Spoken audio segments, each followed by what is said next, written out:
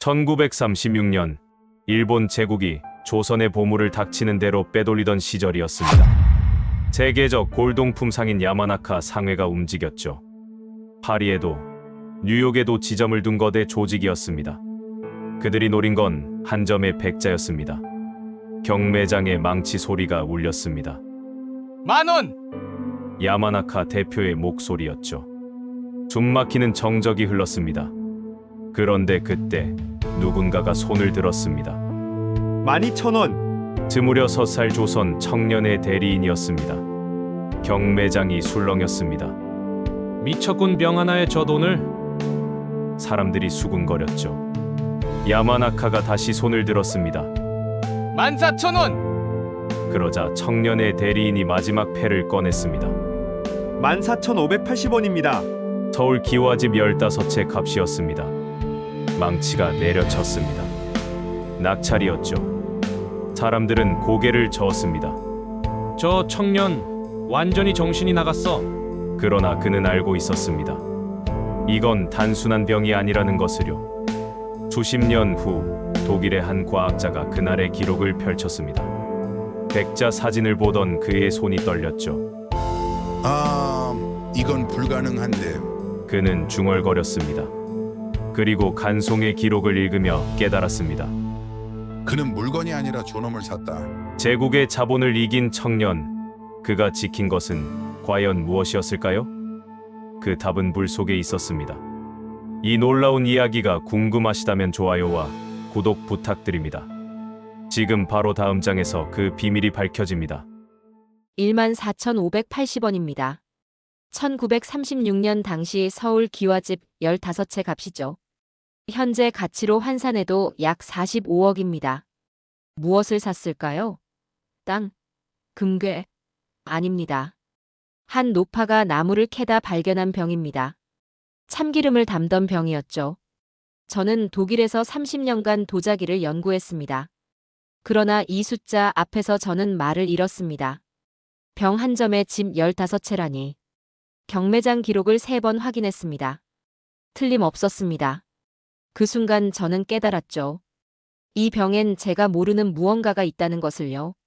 저는 클라우드 베른하르트입니다. 54세, 독일 출신 도자 복원과학자죠. 유럽문화유산보존연구소에서 일하며 깨진 도자기를 복원하고 데이터를 분석하는 일을 해왔습니다. 제 인생은 그렇게 단순하고 명료했죠. 그런데 이 병 하나가 제 삶을 송두리째 뒤흔들어 놓았습니다. 이야기는 1920년대로 거슬러 올라갑니다. 경기도의 한 야산에서 이름 모를 노파가 봄나무를 캐고 있었죠. 봄볕이 따스하게 내리쬐던 평범한 오후였을 겁니다. 그런데 흙을 파헤치던 노파의 손끝에 뭔가 하얗고 단단한 것이 걸렸습니다. 조심스레 파내자 긴 목과 동그란 몸통을 가진 흰 병이 모습을 드러냈죠. 노파는 병을 집으로 가져갔습니다. 표면에는 풀벌레 같은 그림이 그려져 있었는데 은은하고 우아한 느낌이었죠. 예쁘긴 했지만 노파에겐 그저 참기름을 담을 병일 뿐이었습니다. 시장에 내놨고 1원을 받았습니다.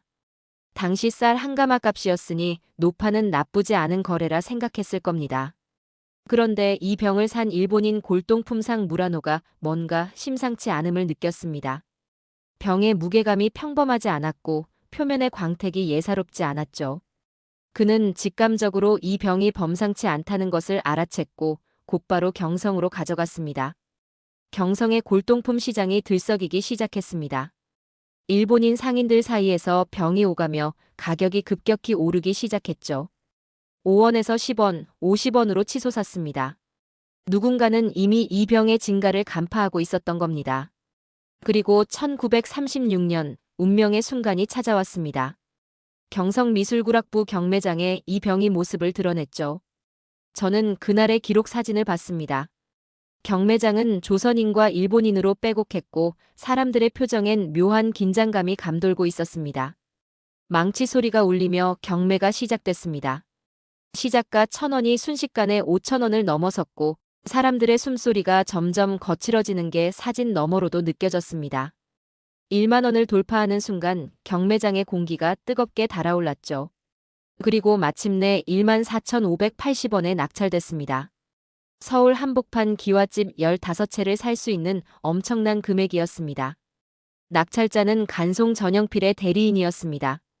간송은 당시 26살의 젊은 조선인 수집가였는데 그가 맞선 상대는 세계적인 골동품 상인 야마나카 상해였죠. 일본 제국의 막강한 자본력에 맞서 조선의 젊은이가 승리를 거둔 겁니다. 도대체 어떻게 이런 일이 가능했을까요? 저는 그날 밤 병의 사진을 들여다보며 잠을 이루지 못했습니다. 흰 표면이 은은하게 빛나고 있었고 그 위에 그려진 풀과 벌레가 마치 살아서 움직이는 듯 했죠. 30년간 수많은 도자기를 봐왔지만 이런 느낌은 처음이었습니다. 제 손끝이 떨렸고 가슴속에서 뭔가가 요동치기 시작했습니다. 경매장 사진을 다시 자세히 들여다봤습니다. 사람들의 눈빛이 심상치 않았습니다. 그들은 단순히 병을 보고 있는 게 아니었습니다. 그 너머의 무언가를, 우리가 쉽게 이름 붙일 수 없는 어떤 거대한 것을 응시하고 있었죠. 저는 그제야 깨달았습니다. 이건 도자기가 아니라 폭탄이었다는 것을요. 누군가의 평범한 부엌 한켠에서 인류 예술의 정점이 흙먼지를 뒤집어 쓰고 있었던 겁니다. 노파는 끝내 몰랐겠죠. 자신이 1원에 판 그 병이 돈으로 환산할 수 없는 엄청난 가치를 지녔다는 것을요. 저는 과학자입니다. 평생 차가운 데이터와 냉정한 분석을 믿으며 살아왔죠. 그런데 그날 경성의 경매장 기록은 과학이 아니었습니다. 마치 종교의식 같았고 사람들은 병이 아니라 그 너머의 무언가를 숭배하고 있었습니다. 그날 이후 저는 결심했습니다. 이 병을 과학적으로 분석하고 그 비밀을 밝혀내기로요. 그러나 저는 그때 몰랐습니다. 이 병이 제 인생을 완전히 바꿔놓을 거라는 것을, 그리고 제가 믿어왔던 모든 것을 뒤흔들어 놓을 거라는 것을요. 백자의 촬영본을 분석하던 중이었습니다. 고해상도 이미지를 화면에 띄워놓고 하나하나 뜯어보고 있었죠. 그런데 뭔가 이상한 게 눈에 들어왔습니다. 표면에 그려진 풀과 벌레의 색 분포가 심상치 않았습니다. 자세히 들여다봤습니다. 푸른빛을 띤 청화, 갈색을 띤 동체, 그리고 붉은빛을 띤 철체가 한 화면에 공존하고 있었죠. 저는 순간 숨이 멎는 것 같았습니다. 이건 있을 수 없는 일이었으니까요. 청화는 섭씨 1300도에서 발색됩니다. 동체는 1200도가 필요하죠. 철체는 1250도에서 가장 아름답게 살아나고요. 새 안료가 각기 다른 온도를 요구하는데 어떻게 동시에 완벽하게 구현할 수 있단 말입니까? 저는 모니터를 응시하며 중얼거렸습니다. 새 안료가 동시에? 그건 물리적으로 불가능한데. 저는 곧바로 실험실로 향했습니다. 직접 확인해 봐야 했죠. 제 실험실엔 독일이 자랑하는 최첨단 열풍로가 있습니다. 온도를 0.1도 단위로 제어할 수 있는 정밀 장비죠. 적외선 센서가 실시간으로 온도 변화를 추적하고 데이터는 자동으로 그래프로 변환됩니다. 백자와 비슷한 성분의 점토를 준비했습니다. 3가지 안료를 조선 백자와 같은 비율로 칠했죠. 온도를 1250도로 설정했습니다. 새 안료의 중간값이니 이론적으론 가능할 거라 생각했습니다. 가마 안으로 시편을 넣고 소성을 시작했습니다. 적외선 센서의 붉은 불빛이 깜빡이며 온도 상승을 추적했죠. 1000도, 1100도, 1200도. 저는 모니터 앞에서 숨을 죽이고 지켜봤습니다. 6시간 후 가마문을 열었습니다. 뜨거운 열기가 얼굴을 때렸죠. 시편을 꺼내 확인하는 순간 저는 경악했습니다. 청화와 철체는 살아남았지만 동체는 전부 사라져버렸습니다. 갈색 빛깔이 흔적도 없이 증발해버린 겁니다. 저는 이를 악물고 다시 시도했습니다. 이번엔 1280도로 올렸습니다. 결과는 더 처참했죠. 동체가 완전히 사라졌습니다. 1220도로 낮췄습니다. 이번엔 청화가 흐릿하게 번졌고 철체만 겨우 형태를 유지했습니다. 실험을 반복할수록 제 실험론은 불안정해졌습니다. 완벽한 제어였지만 색은 살아나지 않았죠. 온도 그래프에 오차가 생기기 시작했고 센서가 이상 신호를 보냈습니다. 그런데 이상한 일이었습니다. 제 실험이 실패할수록 조선 백자는 더 완벽해 보였습니다. 3가지 색이 조화롭게 어우러진 그 병이 점점 더 불가능한 기적처럼 느껴졌죠. 저는 유럽 도자 데이터베이스를 뒤지기 시작했습니다. 혹시 비슷한 사례가 있는지 확인해야 했죠. 프랑스 세브르의 기록, 독일 마이센의 문서, 영국 웨지우드의 자료까지 모두 검색했습니다. 단 한 건도 없었습니다. 유럽 최고의 도자기 제작소들도 두 가지 안료를 동시에 쓰는 게 한계였죠. 세 가지를 한 번의 소성으로 완벽하게 구현한 사례는 어디에도 없었습니다. 저는 조선 도공 가마의 구조 도면을 찾아봤습니다. 혹시 가마의 비밀이 있는지 확인하려고 했죠. 자료를 보니 경사진 언덕의 터널처럼 만들어진 독특한 구조였습니다.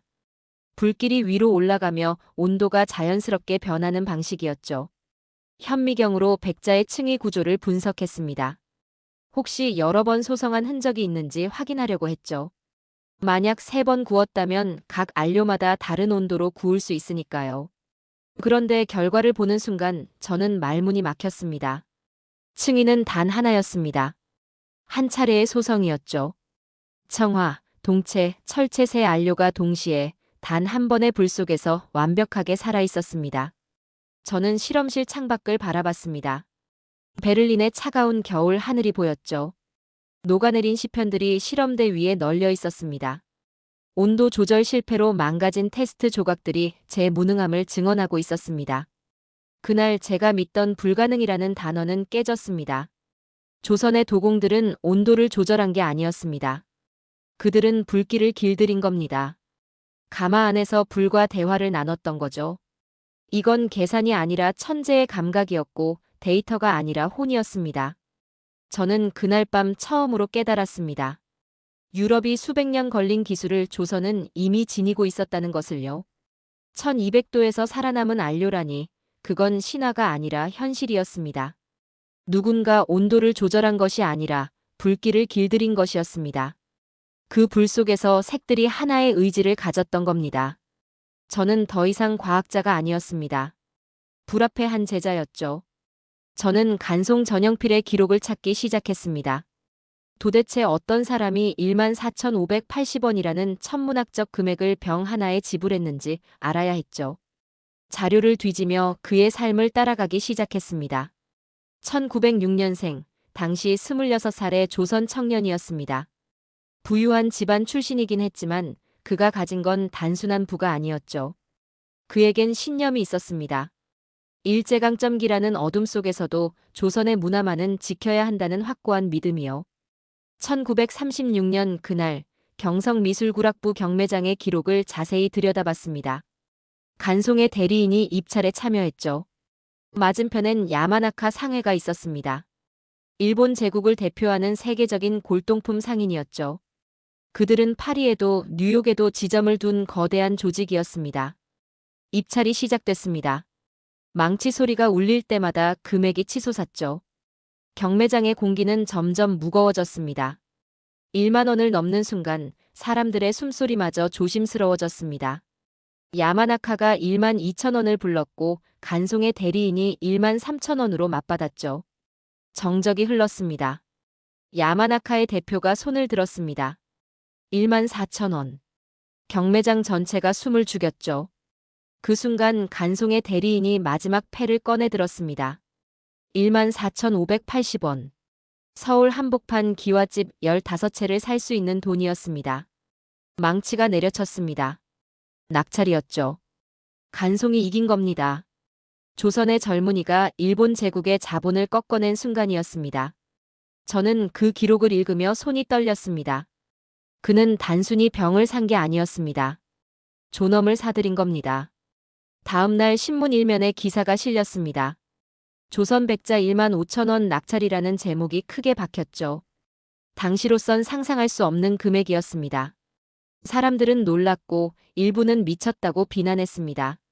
그러나 간송은 흔들리지 않았습니다. 저는 그가 남긴 기록들을 하나씩 읽어나갔습니다. 그는 평생 수천 점의 문화재를 수집했더군요. 일본 상인들이 조선의 보물을 해외로 빼돌리려 할 때마다 그는 더 높은 값을 부르며 막아섰습니다. 그의 지갑이 곧 방패였던 겁니다. 보화각이라는 이름의 미술관을 세웠습니다. 1938년의 일이었죠. 수집한 문화재들을 보관하고 전시하기 위해서였습니다. 흑백 사진 속 보화각은 소박했지만 단단해 보였습니다. 그곳엔 조선의 혼이 담겨 있었죠. 저는 보화각 개관식 사진을 오래 들여다봤습니다. 간송이 백자 앞에 서 있는 모습이 보였죠. 그의 눈빛엔 무언가 타오르고 있었습니다. 슬픔도 분노도 희망도 아닌 어떤 결연함이었습니다. 그 순간 제 가슴 속에서 뭔가가 무너져 내렸습니다. 저는 평생 도자기를 복원하며 살았습니다. 깨진 것을 붙이고 잃어버린 것을 찾아내는 일이었죠. 그러나 간송은 달랐습니다. 그는 아예 깨지지 않도록 지켜냈던 겁니다. 그는 총이 아닌 지갑으로 나라를 지켰다. 저는 연구 노트에 그렇게 적었습니다. 문화 독립이라는 단어를 이토록 무겁게 느낀 적이 없었습니다.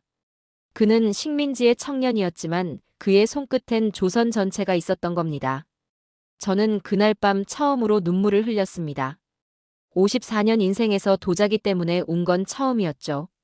아니, 정확히는 도자기가 아니라 그것을 지킨 사람 때문이었습니다. 저는 그의 시대에 살지 않았습니다.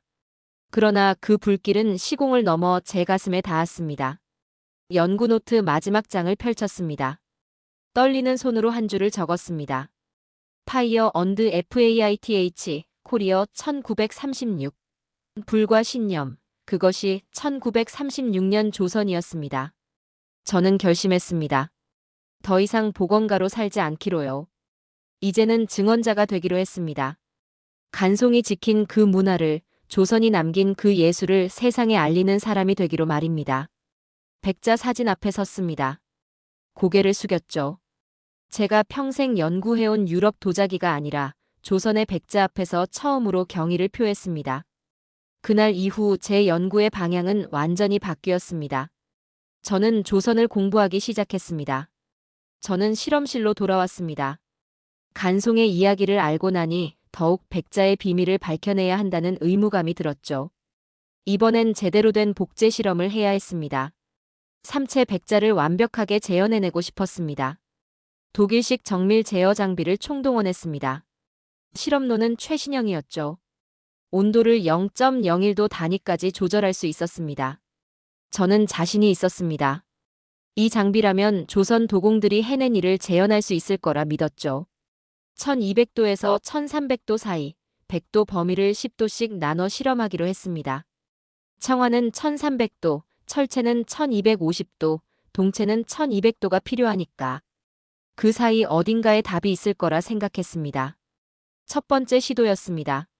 1250도로 설정했죠. 중간값이었습니다. 시편을 노안에 넣고 온도 상승을 지켜봤습니다.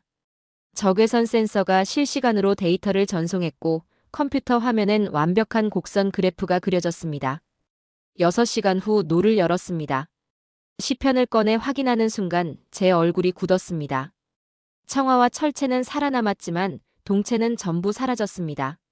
갈색 빛깔이 흔적도 없이 증발해버린 겁니다. 두 번째 시도였습니다. 이번엔 1220도로 낮췄죠. 동체를 살리기 위해서였습니다. 결과는 더 실망스러웠습니다. 동체는 조금 남았지만 청화가 제대로 발색되지 않았습니다. 흐릿하게 번진 푸른색만 남았죠.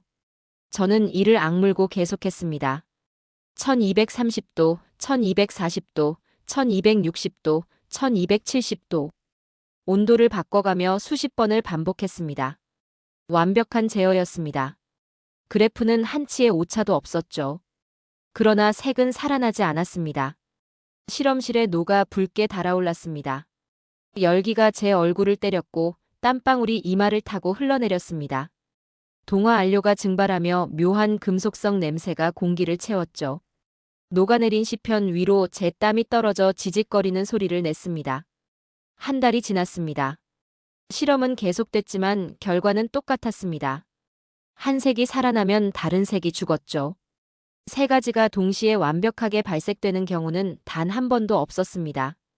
제 실험로는 1200도를 넘기며 비명을 지르는 것 같았습니다. 센서가 과열 경고를 보냈고 장비가 불안정해지기 시작했죠. 연구소 동료들이 제 실험실을 찾아왔습니다. 클라우드, 자네 요즘 이상해. 동양 도자기에 왜 그렇게 집착하나? 그들의 눈엔 냉소가 담겨 있었습니다. 불가능한 걸 왜 계속 시도하는 건가? 저는 대답하지 않았습니다. 설명할 수 없었으니까요. 저는 밤새도록 실험실에 남았습니다. 녹아내린 시편들이 실험대 위에 수북이 쌓였죠. 각각의 시편이 제 실패를 증언하고 있었습니다. 저는 그것들을 바라보며 중얼거렸습니다. 불은 데이터를 조롱하는구나. 어느 날 밤이었습니다. 또 한 번의 실패 후 저는 온도계를 멍하니 바라보고 있었습니다. 바늘이 1250도를 가리키고 있었죠. 완벽한 제어였습니다. 그러나 그게 무슨 소용이었습니까? 조선의 도공들은 온도계도 없이 해냈는데 말입니다. 그 순간 깨달았습니다. 이건 온도의 문제가 아니었습니다. 조선의 도공들은 가마 안에서 불과 대화를 나눴던 겁니다. 불길의 색깔을 보고 열기의 움직임을 느끼고 불의 숨결을 들었던 거죠. 그들에게 불은 통제의 대상이 아니라 대화의 상대였습니다. 저는 실험복을 벗었습니다. 손이 떨렸죠. 이건 도자기가 아니었습니다. 인간이 불과 맺은 가장 오래된 계약이었습니다. 과학이 아니라 신앙이었고 계산이 아니라 기도였죠. 온도계 바늘이 멈춘 그 순간 제 이성도 멈췄습니다. 저는 더 이상 과학자가 아니었습니다. 불 앞에 한 제자였죠. 30년간 믿어온 데이터와 그래프가 무너졌습니다. 조선의 장인들 앞에서 저는 한없이 작아졌습니다. 저는 백자 사진을 다시 꺼내 들었습니다. 청화, 동체, 철체가 완벽하게 어우러진 그 표면을 응시했죠. 이건 열이 아니라 기도였다. 저는 그렇게 중얼거렸습니다. 그들은 불을 길들였고 저는 그 사실 앞에서 무릎을 꿇었습니다. 저는 백자의 원산지를 추적하기 시작했습니다. 실험실에서의 실패가 거듭될수록 답은 과학이 아니라 현장에 있다는 확신이 들었죠. 자료를 뒤지던 중 광주 분원 가마터라는 기록을 발견했습니다. 경기도 광주, 조선시대 왕실 도자기를 굽던 곳이었습니다. 분원은 조선 최고의 도공들이 모여 작업하던 장소였죠. 지도를 펼쳤습니다. 서울에서 그리 멀지 않은 야산 지역이었습니다. 저는 곧바로 한국행 비행기표를 끊었습니다. 2주 후 저는 광주의 한적한 야산을 밟고 있었습니다. 봄날이었죠. 따스한 바람이 불어왔고 산자락엔 연두빛 새싹들이 돋아나고 있었습니다. 도시의 소음은 들리지 않았습니다. 새소리와 바람소리만이 고요를 채우고 있었죠. 가이드가 가마터 털을 가리켰습니다. 여기입니다. 평범한 흙바닥이었습니다. 그러나 자세히 보니 뭔가 다른 게 있었죠. 흙의 색깔이 조금 달랐고 질감도 달랐습니다. 불에 구워진 흔적이었습니다. 저는 무릎을 꿇고 손으로 흙을 만졌습니다. 차갑고 부드러웠죠. 손가락 사이로 흙이 스르르 빠져나갔습니다. 그런데 이상했습니다. 이 흙이 뜨겁게 느껴졌습니다. 마치 아직도 불이 살아있는 듯한 온기가 전해졌죠. 주변을 둘러봤습니다. 도자 파편들이 여기저기 흩어져 있었습니다. 작은 조각들이었지만 유약의 흔적이 선명했죠. 저는 하나를 집어들었습니다. 손바닥 안에서 그 파편이 무언가를 말하고 있는 것 같았습니다. 여긴 예전부터 흙이 노래하던 곳이요. 뒤에서 목소리가 들렸습니다. 돌아보니 현지 노인이 서 있었죠. 주름진 얼굴에 온화한 미소를 띠고 있었습니다. 조상들이 그러셨다오. 이 흙은 특별하다고. 저는 노인과 짧은 대화를 나눴습니다. 이 지역은 예로부터 질 좋은 흙이 나기로 유명했답니다. 조선 도공들이 이곳의 흙을 최고로 쳤다고 하더군요. 왕실에 바치는 백자는 모두 이곳에서 만들어졌다고 했습니다. 노인이 떠나고 저는 홀로 남았습니다. 야산의 바람이 제 얼굴을 스쳤죠. 부드럽고 따뜻한 바람이었습니다. 저는 다시 흙을 만졌습니다. 손끝에서 묘한 온기가 느껴졌습니다. 이건 단순한 온도가 아니었습니다. 뭔가 다른 것이었죠. 가마터 흔적을 따라 걸었습니다. 경사진 언덕을 따라 길게 이어진 터였습니다. 조선의 도공들이 이곳에서 불을 지폈고 백자를 구웠던 겁니다. 제 발 아래로 그들의 숨결이 느껴졌습니다. 도공의 도구 파편도 발견했습니다. 녹슨 금속 조각이었는데 흙을 다듬던 도구로 보였죠. 저는 그것을 조심스레 집어들었습니다. 300년 전 장인의 손길이 남아있는 것 같았습니다. 저는 그 자리에 오래 앉아 있었습니다. 해가 기울기 시작했죠. 노을빛이 야산을 물들였고 흙이 붉게 빛났습니다. 저는 백자 사진을 가방에서 꺼냈습니다. 사진 속 백자의 표면을 손끝으로 따라가며 상상했습니다. 도공의 손길을 말이죠. 그 순간 깨달았습니다. 이곳의 흙은 유리처럼 고요했지만 그 안엔 불의 기억이 살아 있었습니다. 조선의 도공들은 이 흙과 대화했던 겁니다. 흙의 성질을 알았고 불의 언어를 이해했죠. 저는 흙 한 줌을 손에 쥐었습니다. 꽉 쥐었다 펴보니 제 손바닥 모양이 찍혀 있었습니다. 손끝의 온도가 백자의 숨결이었구나. 저는 중얼거렸습니다. 그들의 손이 닿은 흙은 계산이 아니라 신앙이었던 겁니다. 유럽이 기술이라 부른 것을 조선은 혼이라 불렀습니다. 저는 실험 데이터를 믿으며 살았습니다. 그러나 이곳에서 저는 흙 냄새로 답을 찾았습니다. 과학이 아니라 감각으로, 이성이 아니라 직관으로 말입니다. 해가 완전히 졌습니다. 어둠이 야산을 덮었죠. 저는 그제야 일어섰습니다. 무릎을 꿇고 있던 자리에 흙을 한 번 더 만졌습니다. 이곳이 불을 길들인 자리였다. 제 목소리가 어둠 속에서 울렸습니다. 저는 그날 밤 깨달았습니다. 제가 지금 조선의 장인들과 대화하고 있다는 것을요. 시간과 공간을 넘어서 그들의 손길이 제게 닿고 있었습니다. 이건 단순한 여행이 아니었습니다. 순례였습니다. 한국에서 돌아온 후 저는 간송의 기록을 다시 펼쳤습니다. 광주 분원에서 느낀 감정들이 아직 가슴속에 남아 있었죠. 도공들의 손길을 느낀 후 간송 전영필이라는 사람이 다르게 보이기 시작했습니다. 그의 기록을 천천히 읽어내려갔습니다. 1936년 경매는 시작일 뿐이었더군요. 그 후로도 그는 멈추지 않았습니다. 일본 상인들이 조선의 문화재를 해외로 빼돌리려 할 때마다 앞을 막아섰죠. 더 높은 값을 불렀고 끝까지 포기하지 않았습니다. 단순히 돈이 많아서가 아니었습니다. 그에겐 신념이 있었죠. 조선의 문화재는 조선 땅에 남아야 한다는 확고한 믿음이었습니다. 일제강점기라는 암흑 속에서도 그는 흔들리지 않았습니다.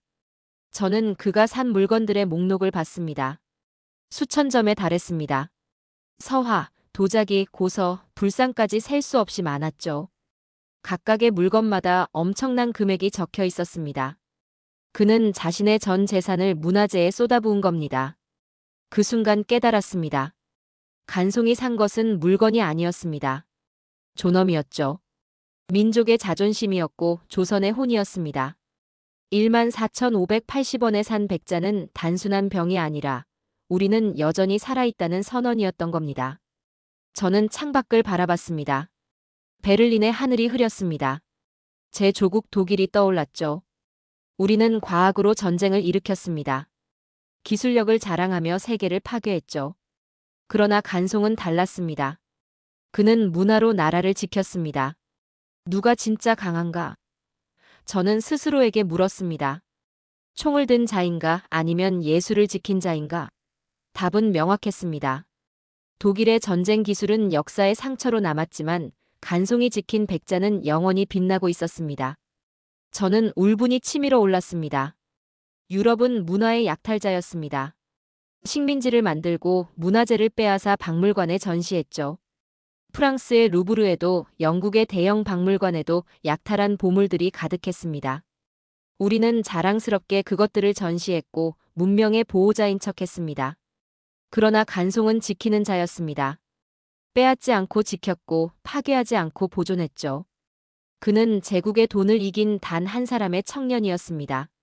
26살의 조선 청년이 세계 최강의 일본 제국과 맞서 이긴 겁니다. 저는 실험복을 벗었습니다.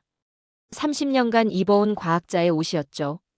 그것을 벗는 순간 뭔가 무거운 것이 함께 벗겨지는 느낌이었습니다. 저는 더 이상 보건가가 아니었습니다. 증언자가 되기로 결심했습니다. 간송미술관으로 향했습니다. 서울 성북구에 있다고 들었죠. 비행기에 몸을 실었습니다. 다시 한국으로 가는 길이었습니다. 이번엔 흙을 만지러 가는 게 아니었습니다. 간송이 지킨 그 백자를 직접 보러 가는 길이었죠. 미술관에 도착했습니다. 생각보다 소박한 건물이었습니다. 화려하지 않았고 웅장하지도 않았죠. 그러나 묵직한 무게감이 느껴졌습니다. 이곳에 조선의 혼이 담겨 있었으니까요. 전시실로 들어갔습니다. 낮은 조명이 공간을 은은하게 비추고 있었습니다. 정적이 흘렀죠. 관람객은 거의 없었습니다. 저는 천천히 걸으며 유리관 속 유물들을 둘러봤습니다. 그리고 마침내 그것을 봤습니다. 백자 초축문병이었습니다. 유리관 중앙에 놓여 있었죠. 조명이 백자의 표면을 부드럽게 감싸고 있었습니다. 저는 그 앞에서 멈춰 섰습니다. 숨이 멎는 것 같았습니다. 사진으로 수백 번 봤지만 실물은 달랐습니다. 백자의 유약이 은은하게 빛나고 있었고 그 위에 그려진 풀과 벌레가 살아 움직이는 듯 했죠. 청화의 푸른빛, 동화의 갈색빛, 철화의 붉은빛이 완벽하게 조화를 이루고 있었습니다. 저는 유리관에 손을 가져다 댔습니다. 직접 만질 수는 없었지만 그 온기가 느껴지는 것 같았습니다. 300년 전 도공의 손길이, 88년 전 간송의 결단이 이 백자 안에 살아 숨쉬고 있었습니다. 유리관에 제 얼굴이 비쳤습니다. 저는 그 모습을 오래 바라봤습니다. 나는 가해자의 후손인가, 증언자인가? 스스로에게 물었죠. 저는 증언자가 되기로 했습니다. 이 백자가 전하는 이야기를, 간송이 지킨 이 존엄을 세상에 알리기로 했습니다. 저는 백자 앞에서 처음으로 무릎을 꿇었습니다. 인간의 존엄 앞에서였습니다. 불은 타올랐고 저는 정화되었습니다. 그날 제 안에서 뭔가가 완전히 바뀌었습니다. 간송미술관 전시실 중앙에 그것이 있었습니다. 국보 제294호 백자 초축문병이었죠. 유리관 속에서 은은하게 빛나고 있었습니다. 저는 그 앞으로 천천히 다가갔습니다. 발걸음이 조심스러워졌죠. 전시실은 고요했습니다. 낮은 조명만이 공간을 비추고 있었고 다른 관람객은 한 명도 보이지 않았습니다. 저 혼자였죠. 백자와 저 단둘이 남은 것 같았습니다. 유리관 앞에 섰습니다. 백자가 눈앞에 있었습니다. 제 심장이 뛰는 소리가 들렸죠. 쿵, 쿵, 쿵. 정적 속에서 그 소리만이 울려 퍼졌습니다. 저는 숨조차 제대로 쉴 수 없었습니다. 조심스레 손을 들어 유리 위에 얹었습니다. 차갑고 매끄러운 유리의 감촉이 느껴졌죠. 그 너머로 백자가 있었습니다. 만질 수는 없었지만 뭔가가 전해지는 것 같았습니다. 온기였을까요? 아니면 다른 무엇이었을까요? 백자의 표면을 자세히 들여다봤습니다. 유약이 고요하게 펼쳐져 있었습니다. 그러나 그 고요함 속에 엄청난 에너지가 숨어 있었죠. 마치 잠든 화상 같았습니다. 표면은 평온해 보이지만 그 안엔 천둥이 울리고 있었습니다. 미세한 금이 보였습니다. 세월이 남긴 흔적이었죠. 유약 표면에 머리카락보다 가느다란 금들이 그물처럼 퍼져 있었습니다. 그 금들이 조명을 받아 반짝였습니다. 마치 별빛처럼 빛나고 있었죠. 그 순간 귓가에 소리가 들려왔습니다. 망치 소리였습니다. 탁, 탁, 탁. 1936년 경성미술구락부 경매장의 소리가 되살아났죠. 사람들의 숨소리, 긴장된 공기, 그리고 14,580원을 외치던 목소리가 들렸습니다. 저는 눈을 감았습니다. 시간이 뒤섞였습니다. 300년 전 도공의 손길이, 88년 전 간송의 결단이, 그리고 지금 제가 서 있는 이 순간이 하나로 연결됐죠. 시간의 경계가 사라졌습니다. 눈을 떴습니다. 백자의 곡선이 눈에 들어왔습니다. 긴 목에서 시작해 동그란 몸통으로 이어지는 부드러운 곡선이었죠. 완벽했습니다. 한치의 어긋남도 없었습니다. 이 곡선은 단순한 형태가 아니었습니다. 불멸의 궤적이었습니다. 조선의 도공들이 물레를 돌리며 만든 이 곡선은 300년이 지난 지금도 살아 숨쉬고 있었습니다. 시간이 흘러도 변하지 않는 아름다움이었죠. 인간이 도달할 수 있는 가장 고요한 완벽이었습니다. 청화, 동체, 철체가 그려낸 풀과 벌레를 바라봤습니다. 푸른빛, 갈색빛, 붉은빛이 조화를 이루고 있었죠. 실험실에서 재현하지 못했던 그 완벽함이 여기 있었습니다. 제 모든 과학이 이 한 점의 백자 앞에서 무릎을 꿇었습니다. 벽면에 간송의 흑백 사진이 걸려 있었습니다. 젊은 시절의 모습이었죠. 단정한 옷차림에 결연한 표정을 하고 있었습니다. 저는 그의 사진과 백자를 번갈아 봤습니다. 두 시대의 수호자였습니다. 도공은 만들어 지켰고 간송은 사들여 지켰죠. 이건 예술이 아니라 선언이었다. 저는 중얼거렸습니다. 조선의 존재 선언이었습니다. 우리는 여기 있다는, 우리는 살아있다는, 우리는 사라지지 않는다는 외침이었죠. 일제강점기라는 어둠 속에서도 200자는 빛났습니다. 간송이 지켜냈기 때문이었죠. 만약 그가 없었다면 이 백자는 어디론가 사라졌을 겁니다. 일본의 어느 박물관에 혹은 미국의 개인 소장가에게 팔려갔겠죠. 그러나 지금 이 백자는 여기 있었습니다. 조선 땅에, 대한민국 땅에 있었습니다. 간송이 목숨처럼 지킨 덕분이었죠. 저는 그 사실에 가슴이 뜨거워졌습니다. 저는 한민족의 심장이 식지 않았음을 보고 있었습니다. 이 백자가 그 증거였죠. 불 속에서 태어나 세월을 견디고 약탈의 위기를 넘어 지금 이 자리에 서 있었습니다. 이 불은 꺼지지 않았습니다. 유리관 속 백자를 향해 저는 고개를 숙였습니다. 경의를 표했습니다. 도공들에게, 간송에게, 그리고 이 백자를 지켜온 모든 이들에게요. 제가 할 수 있는 건 이것뿐이었습니다. 전시실을 나서며 뒤돌아봤습니다. 백자가 여전히 그 자리에서 빛나고 있었습니다. 고요하지만 강렬했고 작지만 거대했습니다. 저는 그 모습을 마음속 깊이 새겼습니다. 그들은 이미 승리했다. 저는 출구로 향하며 중얼거렸습니다. 일본 제국은 사라졌지만 이 백자는 남았습니다. 전쟁의 상처는 아물었지만 이 예술은 영원했습니다. 조선은 불로 승리했고 그 불은 아직도 타오르고 있었습니다. 저는 독일로 돌아와 연구 결과를 정리하기 시작했습니다.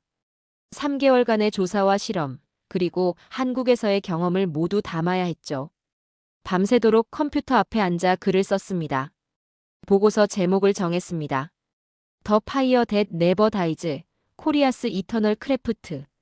꺼지지 않는 불, 한국의 영원한 기술이라는 뜻이었죠. 조선의 불이 지금도 타오르고 있다는 의미를 담았습니다. 보고서는 150페이지가 넘었습니다. 삼체 기술의 분석, 실험 결과, 광주 분원의 현장 조사, 그리고 간송 전영필의 이야기까지 모두 담았죠.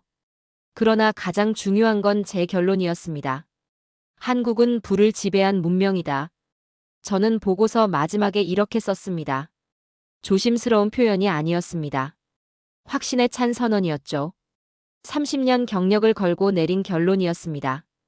보고서를 유네스코 본부에 제출했습니다. 파리에 있는 본부였죠. 며칠 후 답장이 왔습니다. 발표 기회를 주겠다는 내용이었습니다. 세계 각국의 문화재 전문가들 앞에서 제 연구를 발표할 수 있다는 것이었죠. 한 달 후 저는 파리 유네스코 본부 회의실에 서 있었습니다. 높은 천장에 샹들리에가 걸려 있었고 원형 테이블이 중앙에 놓여 있었죠. 각국에서 온 학자들이 자리를 채우고 있었습니다. 하버드 대학교의 교수들, 루브르 박물관의 큐레이터들, 메트로폴리탄 미술관의 연구진들이 보였습니다. 저는 단상에 올랐습니다. 스크린에 백자 초축 문병의 이미지가 떴죠. 은은하게 빛나는 흰 표면, 그 위에 그려진 3가지 색의 풀과 벌레가 화면을 가득 채웠습니다. 회의실이 조용해졌습니다. 발표를 시작했습니다. 여러분, 오늘 저는 한 가지 진실을 말씀드리러 왔습니다. 한국은 불을 지배한 문명입니다. 첫 문장부터 단호했습니다. 저는 더 이상 의심하지 않았으니까요. 삼체 기술을 설명했습니다. 청화, 동화, 철화가 각기 다른 온도를 요구하지만 조선의 도공들은 한 번의 소성으로 완벽하게 구현했다고 말했죠. 제 실험 결과를 보여줬습니다. 수십 번의 실패, 녹아내린 시편들, 그리고 재현할 수 없었던 그 기술을요. 학자들의 표정이 변하기 시작했습니다. 놀라움이, 그리고 존경이 그들의 얼굴에 번졌죠. 누군가는 고개를 끄덕였고 누군가는 메모를 하기 시작했습니다. 간송 전영필의 이야기를 했습니다. 14,580원에 백자를 산 젊은 청년의 이야기를, 일제강점기 속에서도 문화로 싸운 그의 이야기를 들려줬죠. 회의실이 더욱 조용해졌습니다. 그들의 기술은 과학이 아니라 철학이었습니다. 저는 말했습니다. 계산이 아니라 신앙이었고 데이터가 아니라 혼이었습니다. 유럽이 수백 년 걸린 기술을 조선은 이미 손끝에 지니고 있었습니다. 스크린에 마지막 문장이 떴습니다.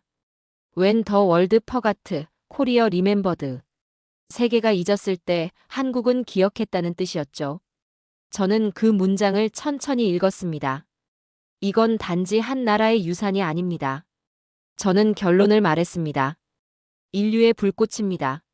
조선의 도공들이 남긴 건 도자기가 아니라 인간이 불과 맺은 영원한 동맹이었습니다. 발표가 끝났습니다. 잠시 정적이 흘렀죠. 그리고 한 사람이 일어나 박수를 쳤습니다. 그러자 다른 사람들도 일어섰습니다.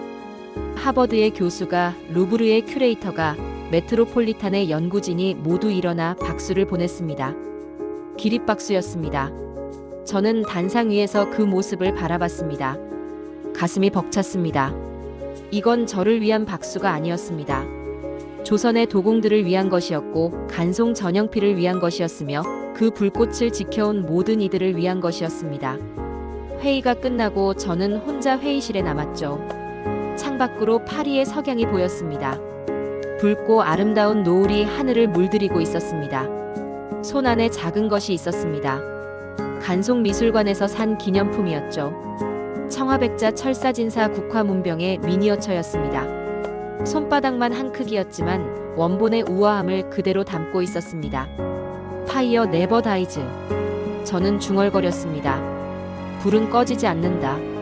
조선의 불은 300년이 지난 지금도 타오르고 있었습니다. 간송이 지킨 그 불은 이제 세상을 비추고 있었습니다. 저는 더 이상 과학자가 아니었습니다. 조선의 불을 목격한 사람으로 기록될 것이었죠. 한국, 그 이름은 이제 제 연구의 중심이었고 제 인생의 의미였습니다. 저는 그 불을 세상에 전할 마지막 증언자가 되었습니다. 이 불은 꺼지지 않습니다. 불은 이제 세상을 비춥니다. 시청해주셔서 감사합니다.